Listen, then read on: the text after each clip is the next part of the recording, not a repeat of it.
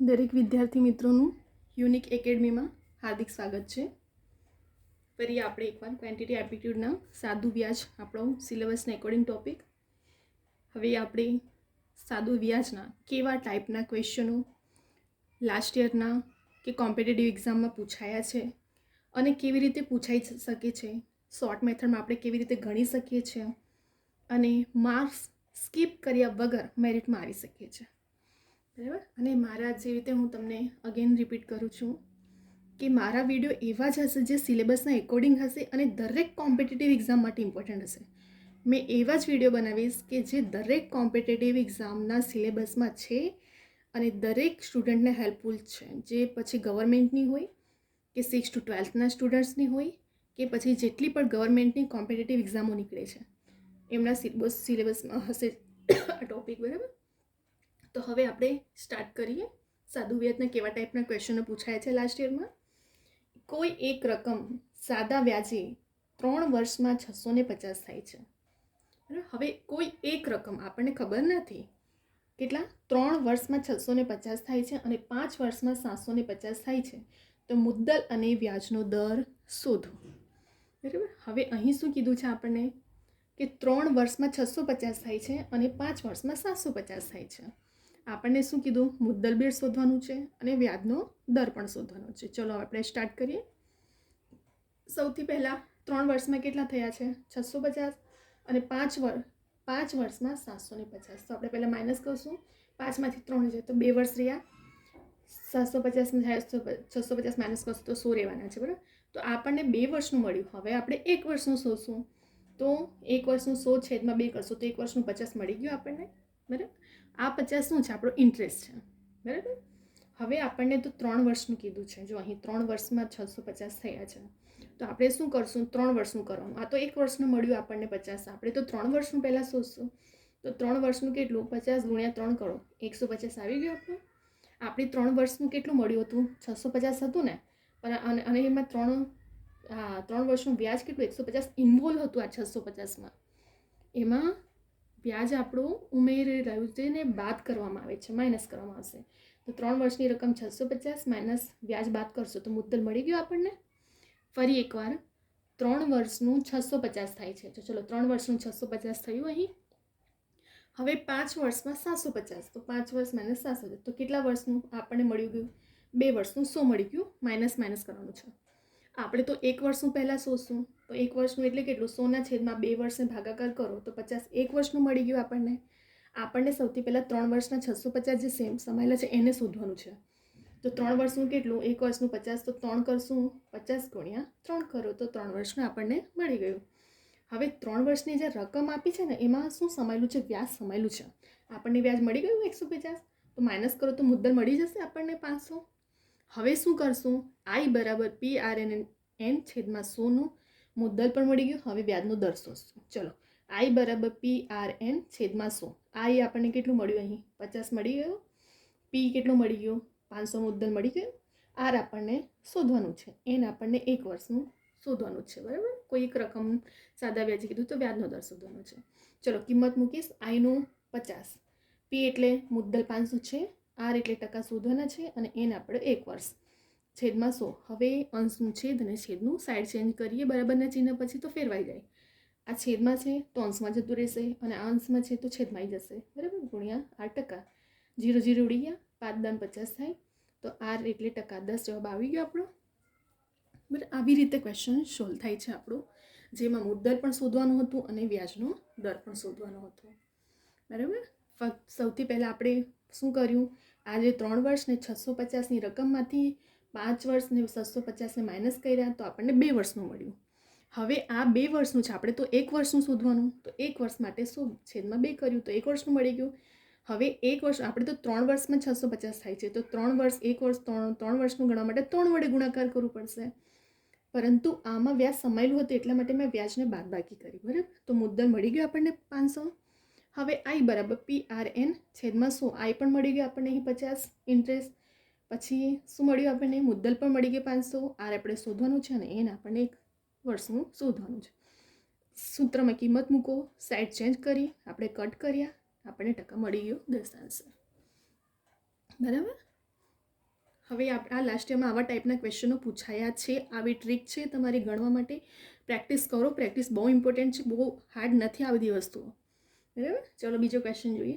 કોઈ રકમ સાદા વ્યાજે 8 વર્ષમાં બમણી થાય છે તો વ્યાજનો દર શોધો. ચલો કોઈ રકમ કીધું છે કે કોઈ રકમ સાદા વ્યાજે 8 વર્ષમાં બમણી. ચલો કોઈ રકમ આપણને ખબર નથી, આપણે ધારીએ 100 પ્રમાણે. બરાબર. તો મુદ્દલ 100, વ્યાજ મુદ્દલ આપણને કેટલું બમણી એટલે 100 ડબલ કરીએ તો 200 થાય.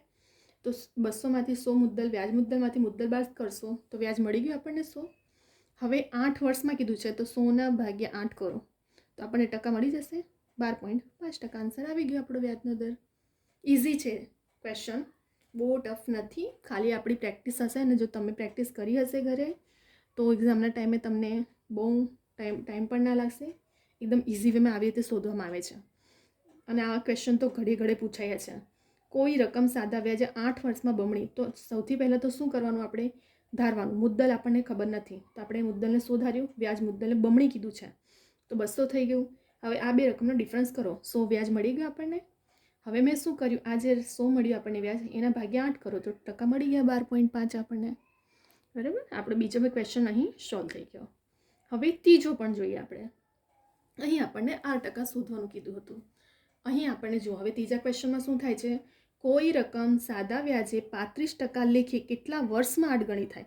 અહીં 8% આપ્યું છે, અહીં n શોધવાનું કીધું છે. સેમ આવું છે. જો શું ચેન્જીસ થાય છે, મુદ્દલ સૌથી પહેલાં કોઈ રકમ એટલે આપણને ખબર નથી તો મુદ્દલ 100 ધારશું. હવે 8 ગણી કહે તો 100ના 8 ગણા કરો તો 800 થશે. હવે આ બે રકમનો ડિફરન્સ કરો તો વ્યાજ કેટલો મળ્યો આપણને, 700 મળ્યો. હવે જે આ વ્યાજ આવ્યો 700 ભાગ્યા 35% તો 35 કરો તો 20, આને કટ કરશો તો 35 દુ 70 થાય, 0 ઉપર તો શું આન્સર આવ્યો, 20 વર્ષ આન્સર આવી ગયો આપણો. બરાબર. આ બધી ક્વેશ્ચન ત્યારે ઇઝી લાગશે એક્ઝામમાં જ્યારે તમે આવી પ્રેક્ટિસ કરી હશે, જ્યારે મારા વિડીયો જોયા હશે, શોર્ટ મેથડમાં કેવી રીતે ગણી શકાય, કેવા ટાઈપના ક્વેશ્ચનો લાસ્ટ યરમાં પૂછાયા છે અને આપણે કેવી રીતે ગણી શકીએ છીએ. તો આ બધી ટોપિકો બહુ ઇમ્પોર્ટન્ટ છે. અને જેમ કે મેં રિપીટ કરું છું કે હું એવા જ વિડીયો લાવીશ કે દરેક કોમ્પિટિટિવ એક્ઝામ માટે ઇમ્પોર્ટન્ટ હશે એ ટોપિક. અને એવા ટાઈપના જ ક્વેશ્ચન સોલ્વ કરાવીશ કે જે પૂછાયા છે, પૂછાઈ શકે છે અને શોર્ટ મેથડમાં કેવી રીતે ગણાય છે સિલેબસના એકોર્ડિંગ. બરાબર. તો અહીં આપણે ત્રણ ક્વેશ્ચનો સોલ્વ થઈ ગયા છે. બરાબર. ઇમ્પોર્ટન્ટ બહુ છે આપણો આ ટોપિક પણ, કેમ કે કેટલા સ્ટુડન્ટ મેરિટમાં બહુ માર્ક્સથી 1 માર્ક્સ 0.10 20થી રહી જતા હોય છે. તો એ ટાઈમે અફસોસ કરવો, રિયલાઇઝ કરવું એના કરતાં બેટર છે હજી જે ટાઈમ છે તેમાં કવર કરી લો. વિડીયો જુઓ, તમે ફ્રી ટાઈમમાં હો વિડીયો જોઈ લો અને સ્ક્રીનશોટ લઈ લો, અધરવાઇઝ ડાઉનલોડ કરીને રાખો, જ્યારે તમે ફ્રી થાઓ ત્યારે જુઓ. પછી પ્રેક્ટિસ કરો જાતે પણ. અને જેટલા પણ ફોર્મ્યુલા કે શોર્ટ ટ્રીક પ્રમાણે હું તમને બતાવું છું તો ફોર્મ્યુલાને તમે એક રિવિઝન માટે નોટબુકમાં લખીને રાખો, જેથી કરીને જ્યારે એક્ઝામ નજીક હોય તો ફક્ત તમારે રિવિઝન કરવાનું રહેશે. બરાબર. તો અહીં આપણે 3 ક્વેશ્ચન સોલ્વ થઈ ગયા છે. અહીં આપણને ફક્ત શું કીધું હતું કે આપણને અહીં મુદ્દલ પણ શોધવા કીધું હતું અને વ્યાજનો દર ફર્સ્ટ ક્વેશ્ચનમાં. તો આપણે સૌથી પહેલાં મુદ્દલ શોધ્યો, ત્યાર પછી આપણને સૂત્ર પ્રમાણે કિંમત મૂકીને આર એટલે ટકા શોધી કાઢ્યું. બરાબર. પહેલાં તો મેં શું કર્યું, 3 વર્ષ, પણ અહીં શું થયું હતું 650માં વ્યાજ સમાયેલું હતું અને 3 વર્ષનું હતું. તો આપણે 1 વર્ષનું શોધીને 3 વર્ષના પ્રમાણે ગણીને આ રકમમાંથી વ્યાજની બાદબાકી કરી, મુદ્દલ મળ્યું, પછી આપણે શું કરી, કિંમતો મૂકી સૂત્રમાં. કેમ કે ત્યાર પછી આપણને દરેક સૂત્રની કિંમત મળી જાય છે અને ફક્ત આપણને આર એટલે ટકા શોધવાનું રહે છે. આપણો 10% અહીં આન્સર આવી જાય છે. બરાબર. હવે બીજા ક્વેશ્ચન. તો બીજો ક્વેશ્ચનમાં શું થયું, બમણી કે તો શું કરવાનું, એના કરતાં ડબલ કરી નાખવાનું. તો એના કરતાં ડબલ 100ના ડબલ કેટલા થાય, બમણી એટલે 200 થાય. એને વ્યાજ શોધો એટલે માઇનસ કરી દેવાનું. હવે જે પણ રકમ આવે તેને 8 વડે વર્ષ વડે ભાગાકાર કરો તો 12.5 આપણો વ્યાજનો દર મળી ગયો. એવી જ રીતે ત્રીજા ક્વેશ્ચનમાં શું થયું કે આપણને અહીં શું શોધવા કીધું હતું, આર એટલે વ્યાજનો દર, અને અહીં આપણને કેટલા વર્ષમાં એટલે n શોધવાનું કીધું છે. કોઈ રકમ આપણને ખબર નથી, અહીં તો કોઈ રકમ લખી છે તો આપણે એને મુદ્દલ શોધારીએ. હવે શું, વ્યાજ મુદ્દલ 8 ગણી કહે તો 100ના 8 ગણા કરો તો 800 થઈ જાય. આ બેનો ડિફરન્સ 700 થયો. હવે આ 700ને તમે 35% લેખે ભાગાકાર કરશો તો 20, 35 દુ 70 ઉડી ગયા, ઉપર 0 રહે એટલે કટ થઈ જશે. તો શું આવશે આપણો આન્સર, 20 વર્ષે 8 ગણી થશે. અહીં 3 ક્વેશ્ચન ઇઝી વેમાં, શોર્ટ ટ્રીકમાં પણ ક્લિયર થઈ ગયું છે. અને આઈ હોપ દરેક સ્ટુડન્ટને મારી ટ્રીક સમજ પડતી હશે. બરાબર. મારું યુનિક એકેડમીનું ઇન્સ્ટાગ્રામ આઈડી પણ છે, જેમાં દરેક કોમ્પિટિટિવ એક્ઝામના રિલેટેડ જે પણ જોબ વેકેન્સી સિલેબસ એકોર્ડિંગ બધું મુકાય છે તે હું અપડેટ ડેલી કરું છું. કરંટ અફેર્સ છે કે પછી જે પણ જોબ એક્ઝામની નોટિફિકેશન નીકળે છે, બરાબર, તો તમને દરેક ઇન્ફોર્મેશન તાત્કાલિક મળે. તો તમે મારી ઇન્સ્ટાગ્રામની આઈડી કવિતા યુનિક એકેડમી સર્ચ કરશો તો તમને મારી આઈડી પણ મળી જશે. તમે ફોલો કરો. યુટ્યુબ પર બી નોટિફિકેશન ઓન રાખો. બેલ આઇકોનને ઓન રાખશો તો તમને હું જે પણ વિડીયો અપલોડ કરીશ એ તમને તરત જ મળી જશે, બરાબર. તો સિલેબસના એકોર્ડિંગ ટાઈમ ટુ ટાઈમ કરંટમાં અપડેટ રહેવું પણ વધારે ઇમ્પોર્ટન્ટ છે. તમારી પાસે બંને ઓપ્શન છે. નોટિફિકેશન ઓન રાખો અને જેથી કરીને તમને એક્ઝામને કે જોબ વેકેન્સીઓ નીકળે તેમની પણ અપડેટ મળે અને જે પણ હું વિડીયો અપલોડ કરું છું સિલેબસ એકોર્ડિંગ એ પણ વિડીયો તમને મળતા રહે. તો દરેક સ્ટુડન્ટ અહીં સ્ક્રીનશોટ લઈ લેજો તમે અને વિડીયો પ્રેક્ટિસ કરતા રહેજો. હવે આપણે બીજા પણ એવા ટોપિકો લઈને આવશું, બરાબર. હવે અહીં આપણે વિડીયોને સ્ટોપ કરીએ છીએ. જો તમને ગમે તો લાઇક, શેર અને સબસ્ક્રાઈબ કરવાનું નહીં ભૂલતા, બરાબર. લાઇક, શેર, કમેન્ટ કરો, સબસ્ક્રાઈબ કરો, બીજા બધા સ્ટુડન્ટને પણ શેર કરો, બરાબર. જો તમને મારી ટ્રીક ગમે છે તો અહીં આપણે વિડીયોને સ્ટોપ કરીએ છીએ.